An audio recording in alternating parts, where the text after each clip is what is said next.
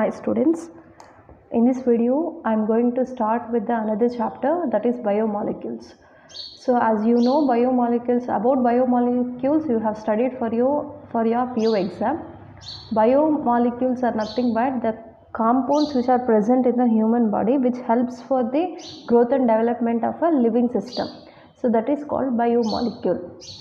So these are also said to be complex organic molecules. Okay, biomolecules are also complex organic molecules. Complex in the sense which is having largest structure. Organic molecules means which contains the carbon atom. Okay, these complex compounds containing carbon, understand, and these are naturally occurring substances composed of carbon, hydrogen and oxygen.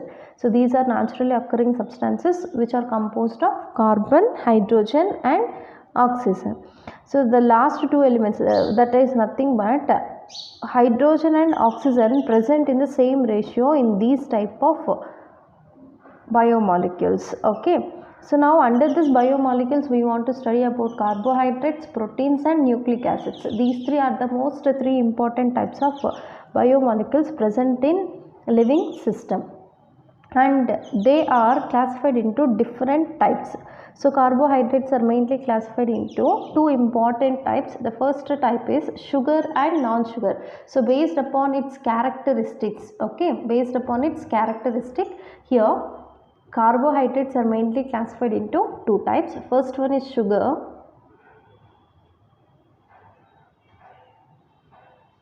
other one is non-sugars.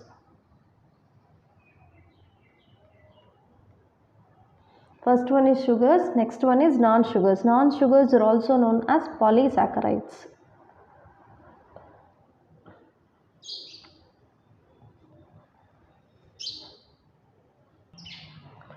So mainly carbohydrates are classified into two types, sugars and non-sugars. Non-sugars are also known as polysaccharides. For again, these sugars are classified into two important types. Okay, these sugars are again classified into two important types, that is monosaccharides and oligosaccharides.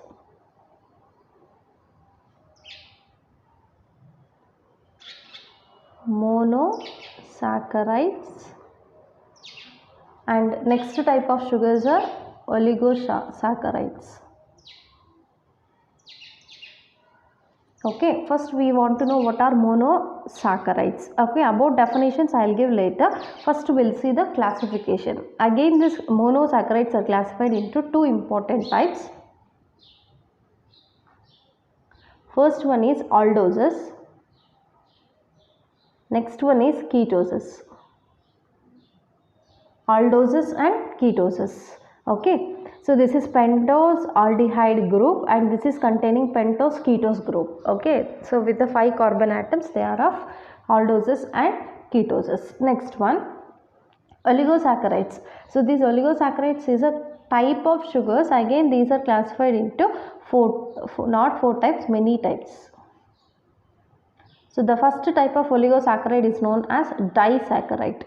Okay, and the second type of oligosaccharide is called trisaccharide, and the third type is called tetrasaccharide.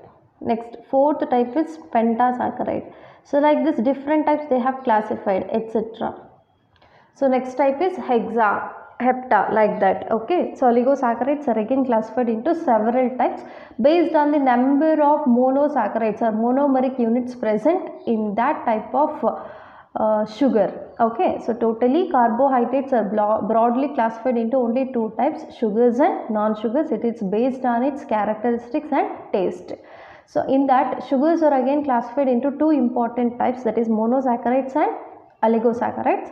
Monosaccharides means which contains the sugar which is containing only one monomeric units are called monosaccharides.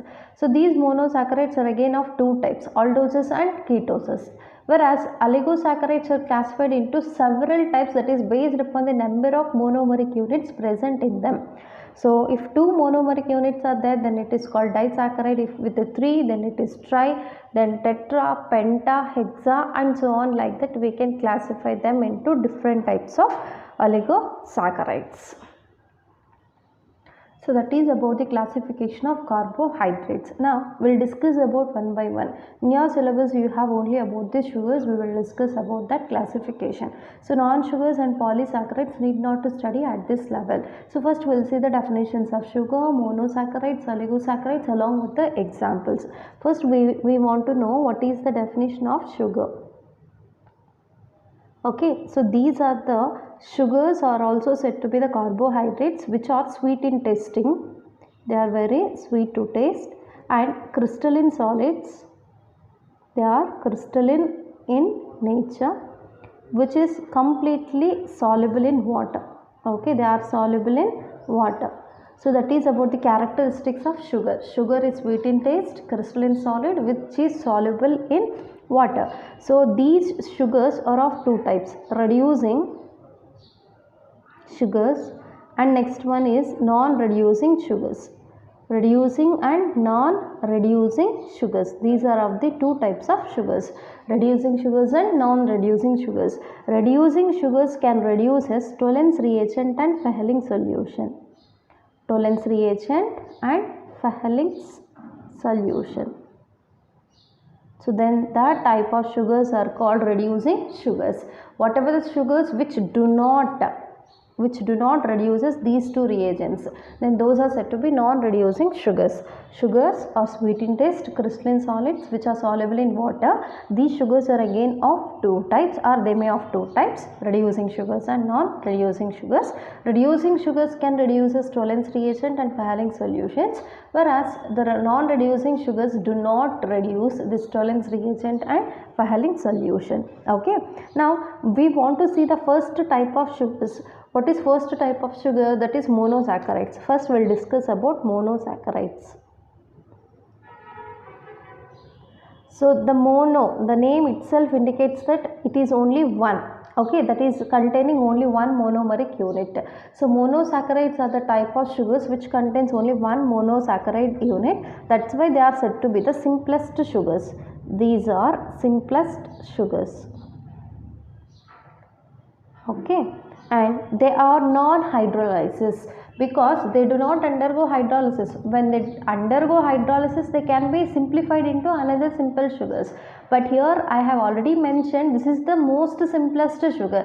Then how can it undergo hydrolysis again and again? So that's why it is non-hydrolyzable. Non-hydrolyzable. Okay, so then it is optically active. Along with this property, it has one more property, that is optically active. What is meant by optically active? The property to rotate the plane polarized light either towards the right side or towards the left side. That is called optical active property. Okay, so next it is polyhydroxyaldehydes or ketones. So these are polyhydroxyaldehydes or ketones. These are polyhydroxyaldehydes or ketones. Poly means many. So they are containing many OH groups. Hydroxy means OH group. So whatever the monosaccharides which are simple in nature, they are polyhydroxy which contains many OH group. Along with that they are containing aldehyde. Then it is called polyhydroxyaldehydes. Instead of aldehyde, if it contains ketones, then that is said to be polyhydroxy ketones. Monosaccharides are always said to be polyhydroxyaldehydes or polyhydroxy ketones. And it is having the general formula as CH2O taken N. So this is the general formula of this monosaccharides. So here N may ranging between 3 to 7. N may ranges between 3 to 7. Okay, so between 3 to 7 N value will be present. So they are further classified into different types based on the nature of carbonyl group present in that compound. Okay, monosaccharides again classified into two important types, right? So that classification is mainly based upon the carbonyl group present in that. So here two carbonyl groups are present, that is aldehyde and the other one is ketones. So based upon this type of what is this carbonyl compound, again this monosaccharides classified into two types. That classification now we'll see for the monosaccharides. So here I have taken a table to explain about the types of monosaccharides based on the carbonyl group present in that. So first we'll see molecular formula, then group, then specific example. So the formula of the first type of monosaccharide is C3H6O3. C3H6O3. Okay, so here N is 3. So this is the molecular formula of first type of monosaccharide. Here only 3 carbons are there, so we can call it as triose. Okay, it is called as triose. So example here we will take glycerose. Okay, so that is example for triose, which contains 3 carbon atoms in the monosaccharide. Next, another monosaccharide is C4H8O4. C4H8O4, that means in place of N we have taken here 4. That's why C4O4, and it is multiplied by 2, then it is H8. So C4H8O4, here total number of carbon atoms present 4, then it is called as tetraose or tetrose. We will call it as tetrose. Example for this tetrose is erythrose and threose. Erythrose and threose. So that is the example for the tetrose. Next, another formula C5H10O5. C5H10O5. So how many carbons? What is N here? 5. Okay, then it is called pentose. Okay, so the example for the pentose is, there are 2 types of pentoses, that is aldopentose and ketopentose. So aldopentose contains aldehyde functional group, ketopentose is containing ketonic functional group. So first we will take aldopentose. Example for aldopentose is riboxylose. Riboxylose. Okay, this is aldopentose, which is containing 5 carbon atoms and aldehydic functional group. Then ketopentose. So that ketopentose formula is riboxylulose. Okay, this is also, so ribulose, this is riboxylose and ribulose xylose.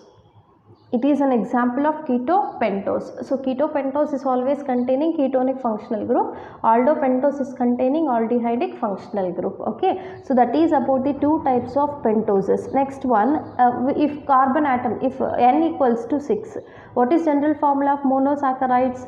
CH2O taken N. If in N place, if you take 6, then here you will come, it will come 6, and here it will come 6. 6 into 2, that is 12.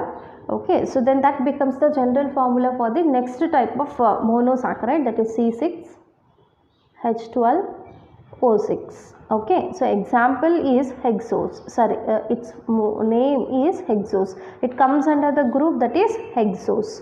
Next, again it is of 2 types, aldohexoses and ketohexoses. Aldohexose. Next one, ketohexose. So why it is called as aldohexose and ketohexose? That is based upon the functional group present in this. So in this hexose, aldehyde functional group is there. Example is glucose. Okay, for ketohexose, example is fructose. So in fructose, 6 carbon atoms are present along with the presence of ketonic functional group. In glucose, 6 carbon atoms are present along with the presence of the aldehydic functional group. So this is about the types of monosaccharides. So monosaccharides are of again different types, that is triose, next tetrose, pentose, hexose. Okay, so this hexose is very important, and in your syllabus you have about only hexoses. So especially aldohexoses and ketohexoses. Aldohexose is nothing but glucose, ketohexose is nothing but fructose. Now we'll just take a definition of oligosaccharides, that is about the monosaccharides. Now the second type of sugars is nothing but oligosaccharides. Now we'll discuss about oligosaccharides. Okay.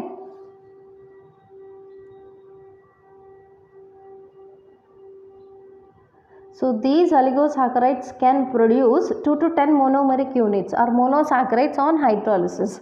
So these oligosaccharides are the sugars which can able to produce 2 to 10 monosaccharide units on hydrolysis. They can produce 2 to 10 monosaccharides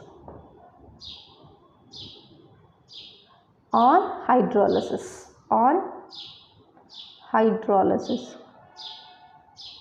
So then those are said to be oligosaccharides. So these oligosaccharides are of 3 or many types. As I already told you, they are of many types based upon the number of monosaccharides they are giving on hydrolysis. The first type is disaccharides. Okay, so disaccharides are the oligosaccharides which can able to produce only 2 monosaccharides on hydrolysis. Okay, example you will take here sucrose.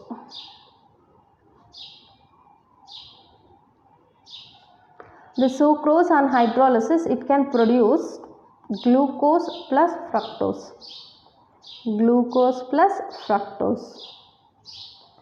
Okay, that means upon hydrolysis it can able to produce only 2 monosaccharides.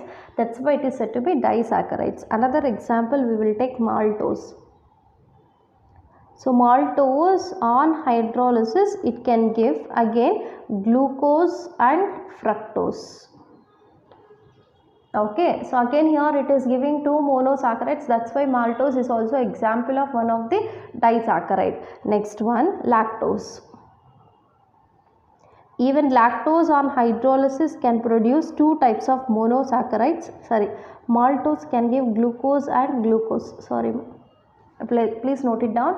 Maltose on hydrolysis can give 2 monosaccharides, that is glucose and glucose. Whereas lactose on hydrolysis can give 2 monosaccharides. One is glucose, other one is galactose. First one is glucose, other one is galactose. That means all the 3 examples what I have taken under disaccharide is having the ability to undergo hydrolysis, can give 2 monosaccharide units. That's why we can take them as examples of disaccharides. Okay, now the second type of oligosaccharide is trisaccharides. So the general molecular formula of trisaccharides is C18H32 and O16. This is the general formula of trisaccharides. For disaccharides, the general formula C12H22O11. So that is general formula for disaccharides, and this is general formula, molecular formula of trisaccharides. What are trisaccharides? The name itself tri indicates. Okay, tri indicates 3. On hydrolysis, whatever the oligosaccharides can produce 3 monosaccharides, then those are said to be trisaccharides. The oligosaccharide which can produce 3 monosaccharides on hydrolysis, then those are said to be trisaccharides. Okay, so these trisaccharides example is stachyose.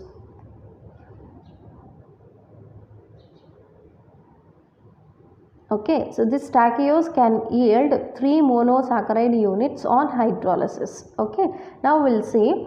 So that is example is raffinose.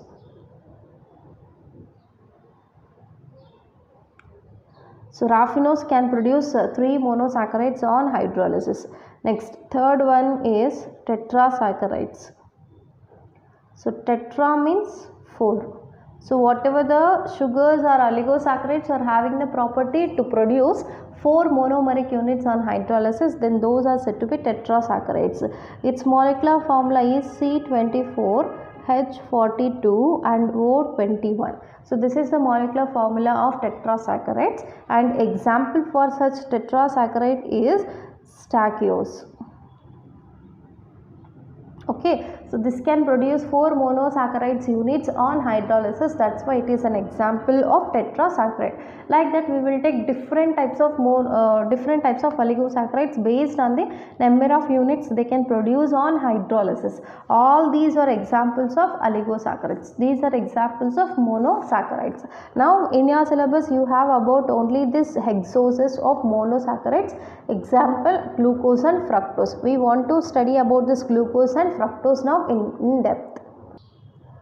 So now we want to discuss in depth about the glucose and fructose. Both glucose and fructose are examples of monosaccharides which contains aldehydic functional group as well as ketone functional group. Okay, so first we'll discuss about glucose. Glucose molecular formula is C6H12O6. This glucose can found in free state as well as in combined state in plants and animals. Okay, in both plants and animals we can observe this glucose either in the free state or in the combined state. It is an important source and the important sources of glucose are cane sugar, ripe fruits, grapes, honey and human blood, and urine of the diabetic patients also containing this glucose. The main important sources of glucose are cane sugar, ripened fruits, then glucose, honey, human blood and urine of the diabetic patients contains this glucose. Glucose is the building unit of the starch and cellulose. It can act as a building block of starch and cellulose. So that is about the occurrence of glucose. Now we will see how to prepare this glucose preparation. Okay, so there are two important methods to prepare this glucose. The first one is by sucrose or from sucrose.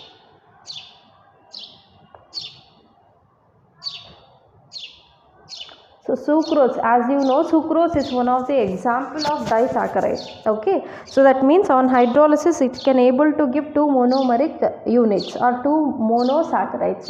So that in that one of the monosaccharide present in sucrose is nothing but glucose. Okay, so that's why from sucrose we can prepare this glucose. So sucrose formula is C12H22O11. So when this sucrose undergo hydrolysis, that is addition of water will takes place in presence of dilute H2SO4 on heating. Okay, so then immediately this disaccharide can be divided into monosaccharides, that is C6H12O6 plus C6H12O6. The first one is glucose and the next one is fructose. So these two are the monosaccharides present in the sucrose. When sucrose undergo this hydrolysis in presence of an acid, it can be divided into two monosaccharides, that is glucose and fructose. Okay, this is the first method of preparation of glucose. And next method is from starch.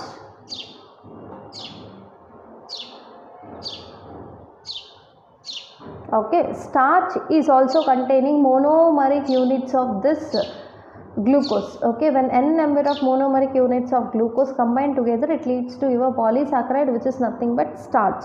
So the formula of this starch is C6H10O5 taken N, okay, plus N moles of H2O when it undergo hydrolysis with N moles of water in presence of dilute H2SO4 under pressure. Okay, so then this n number of monomeric units present in the starch is nothing but glucose. On hydrolysis with n number of water molecules, it can be divided into n number of monomeric units, that is n number of glucose. Okay, so that is glucose. Finally we got here glucose as the final product. So that is from the starch. These two are the important methods to prepare glucose from sucrose as well as from the starch. Now we want to see about the properties of this glucose. First we will discuss about physical properties. What are physical properties? Whatever the properties which we can able to see, then those are said to be physical properties. So the first physical property is it is a white crystalline solid. It is a white crystalline solid. Okay, and its melting point is 146 degrees Celsius.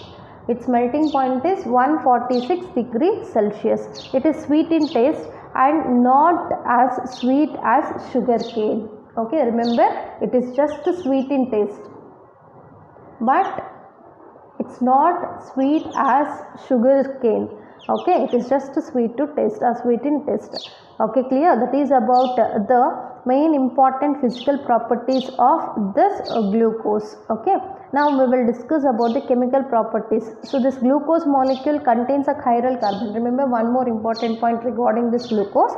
Glucose molecule contains 4 chiral carbons.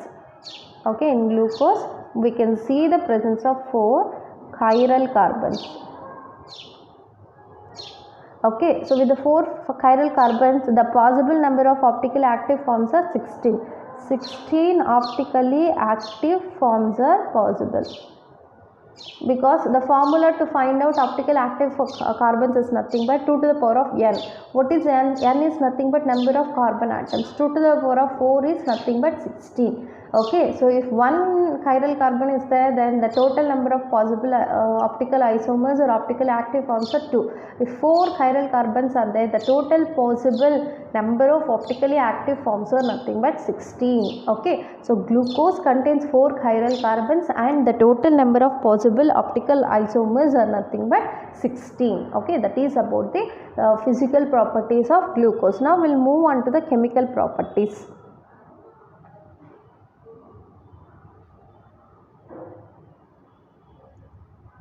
So when we discuss about chemical properties, they have conducted, based on these chemical properties, we can also give the structure of glucose. Okay, so based upon the different types of reactions in which it is going to participate or undergo, so thereby we can say which type of structures and what are the molecule, what are the atoms present in that, which functional group is present in that we can easily say. So that we'll see one by one. First one, oxidation. Oxidation of glucose. When glucose undergo oxidation, so there are 2 important types of oxidizing agent. We will see that oxidation presence of different types of oxidizing agent. So here you can observe the oxidation reaction. Here I have taken this, there are 2 types of oxidizing agent, both I have taken, that is bromine water and dilute HNO3. Bromine water is a mild oxidizing agent which can oxidizes only aldehydic functional group into acid. Remember, bromine water can oxidizes this aldehydic functional group into acid, whereas dilute HNO3 is a strong oxidizing agent which can oxidizes both aldehydic functional group as well as primary alcoholic group. So both can be oxidized, in presence of dilute HNO3 and they can be converted into acids. Sorry, here COOH. Even primary alcoholic group primary hydroxy group is also converted into acid. So this name, the name of this acid is gluconic acid. Gluconic acid. So on oxidation in presence of bromine water, glucose can be converted into gluconic acid, whereas the same glucose on oxidation in presence of dilute HNO3 converted into saccharic acid. It can be converted into saccharic acid. So saccharic acid is containing 2 acid functional groups. Okay, clear? So that means based upon the type of oxidizing agent what we are taking, the complete product obtained is also getting changed. That is the first chemical property. So by using this chemical property, we can confirm that glucose is containing aldehydic functional group and 1 primary alcoholic functional group. Understand? Now we'll move on to the next chemical property. So here you can observe the second chemical property, that is reduction. So reduction is nothing but addition of hydrogen or removal of oxygen. On reduction, glucose with the red phosphorus and hydrogen iodide as a reducing agent at 150 degrees Celsius temperature. So this glucose is completely converted into a hydrocarbon in which all the 6 carbon atoms, it has totally 6 carbons, 1 plus 4 5, 5 plus 1 6. All the 6 carbon atoms can be attached normally one by one and can exist as the longest carbon chain, which is said to be N-hexane. So here small n indicates that the presence of normal. Okay, so N-hexane means all the 6 carbon atoms exist in the same manner. There is no side chain, they can exist in the pairing chain. Okay, that N-hexane confirms that this glucose is containing 6 carbon atoms which are attached in the form of pairing chain. Okay, clear? So it has this N-hexane confirms that glucose is containing 6 carbon atoms. So that can be confirmed by reduction reaction. And the next reaction is reaction with HCl. Reaction with HCl, that is hydrogen cyanide.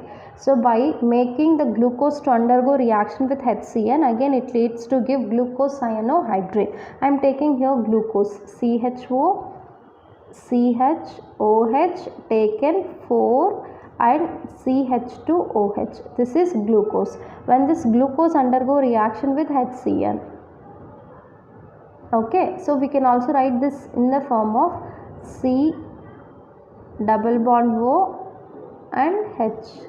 Okay, in this manner also we can write.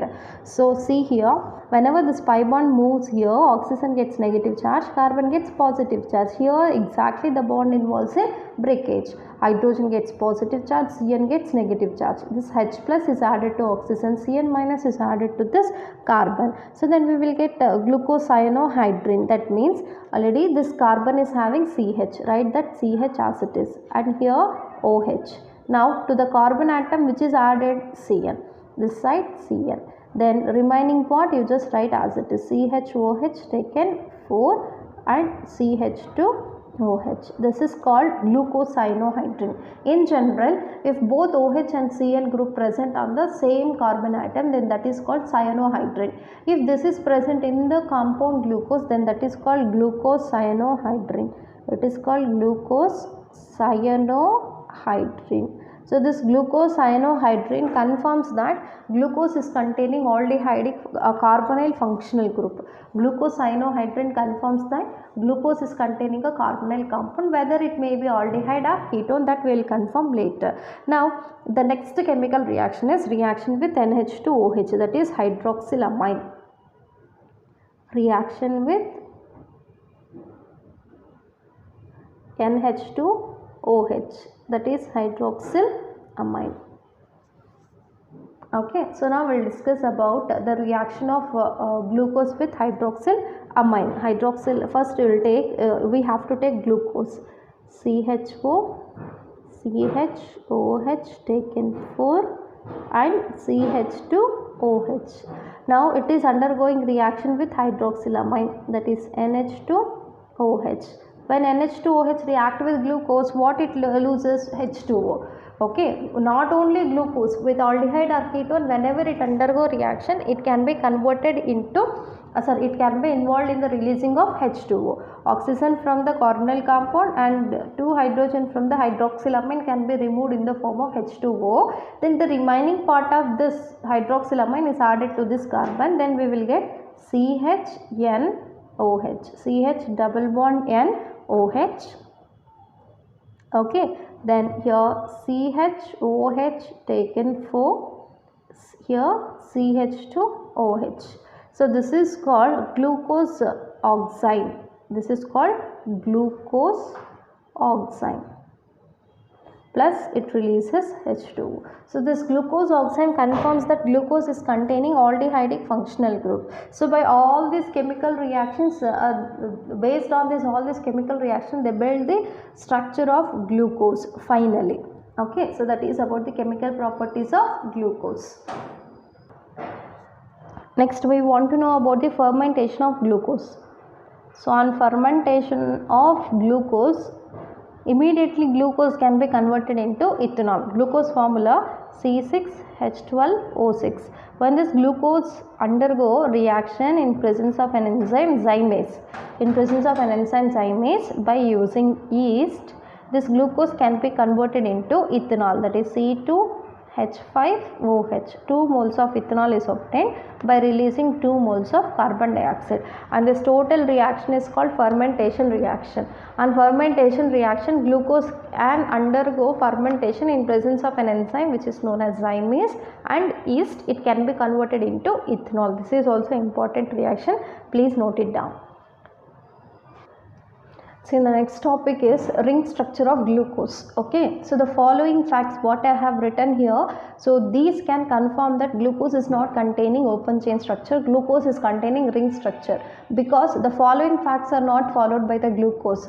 If free aldehyde group or ketone group is present, then it should show the following facts, but here the glucose is not able to show such kind of following facts, because the aldehyde group whatever it contains, it's not in free state, it is in ring formation. formation. The first fact which confirms that glucose is containing ring structure is mutarotation.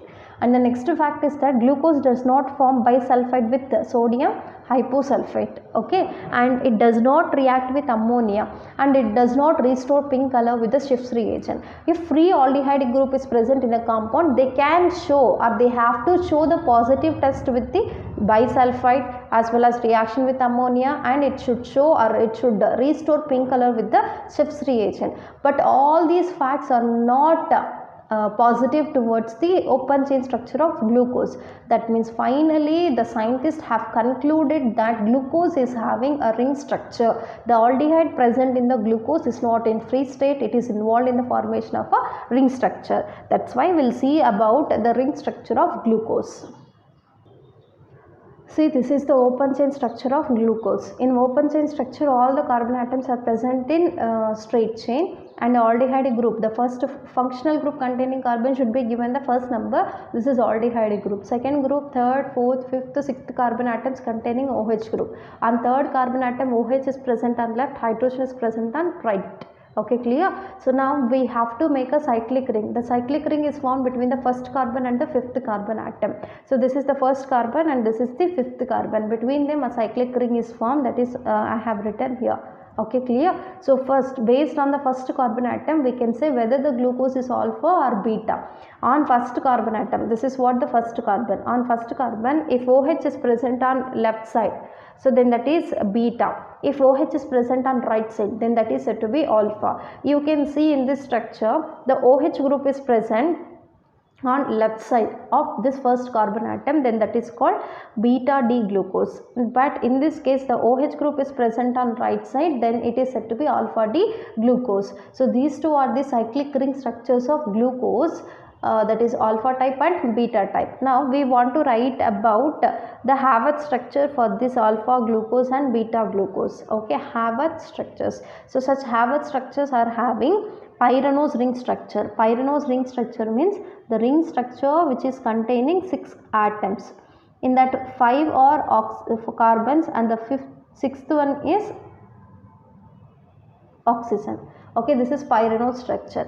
So it is containing 2 bonds, one is above the plane, other one is below the plane. Okay, that I am writing here. This is above the plane and this is below the plane. Understand? So first, see whatever the groups present on the right side. Whatever the groups present on the right side. So those we want to represent on the below the plane of ring. Okay, the groups present on the right side, that we have to mention them on below the plane. So the groups present on the left side, those we want to represent on above the plane. Understand? But here CH2OH group on the fifth carbon atom, this is fifth carbon. So second, third, fourth, fifth. On fifth carbon atom CH2OH and H is present. Remember, while representing this, always CH2OH should be present at the top or above the plane. So first we will write the first carbon. On first carbon right side, which group? This is first carbon here, second carbon, third carbon, fourth carbon, fifth carbon. At first carbon right side H is present, write that below the plane. On second carbon OH is present below the plane. On right side for third carbon hydrogen is present right below the plane. Fourth carbon OH. Okay, leave that fifth carbon. Now whatever the groups present on left side, right above the plane. On first carbon OH is present right above the plane. Here hydrogen is present, here OH is present, here hydrogen, and right CH2OH above the plane for fifth carbon and hydrogen below the plane. This is same for both the structures. This is beta D glucose. Now alpha D glucose. For alpha D glucose also we have to write in the same manner. First take up pyranose, write 2 bonds, one is above the plane, other one is below the plane. On the first carbon atom, this is first carbon, second, third, fourth, fifth, that's it. On first carbon atom, OH is present right side, right below the plane. On second carbon, OH right below the plane. Third carbon, H, next OH. Here H, H, OH, H. Whereas for the fifth carbon atom, always we want to write CH2OH on the above the plane. CH2OH here and H here. So this is beta D glucopyranose. This is beta D glucopyranose.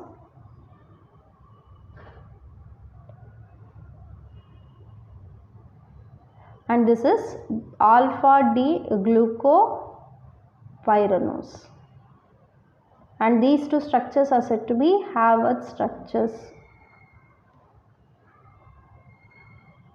Okay, which is very important structures. So based on the cyclic rings of glucose, we can write Haworth structures of glucose, that is alpha D glucopyranose and beta D glucopyranose. So next topic is tests which are used to identify the presence of glucose, identification test for glucose.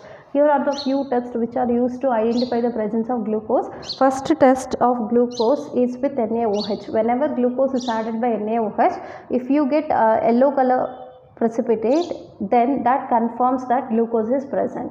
Then to a solution which is containing glucose, if you add Tollens reagent, that is Ag2O, if you get a silver mirror, that confirms the presence of glucose. In the same manner, a test tube which is containing glucose solution is added by Fahling solution. Fs is nothing but Fahling solution. If you get immediately a red color precipitate which confirms the presence of glucose. So like this we will confirm the glucose, and there is another special method to identify the presence of glucose, that is nothing but Mollis test. Even by using this Mollis test we can confirm the presence of glucose. So for this purpose, in a test tube you want to take aqueous solution of glucose, then add a few amount of alpha naphthol and then few drops of ethyl alcohol followed by concentrated H2SO4 in few drops, 2 to 3 drops. So after addition of all this in a test tube, if you get an indigo color, that indigo color confirms that glucose is present in the given solution. So like this we can confirm the presence of glucose in different tests. So that is about the glucose, which is an example of monosaccharide. So this is about the today's class. You just try to solve many bits based on the concept or synopsis what I have given in today's class.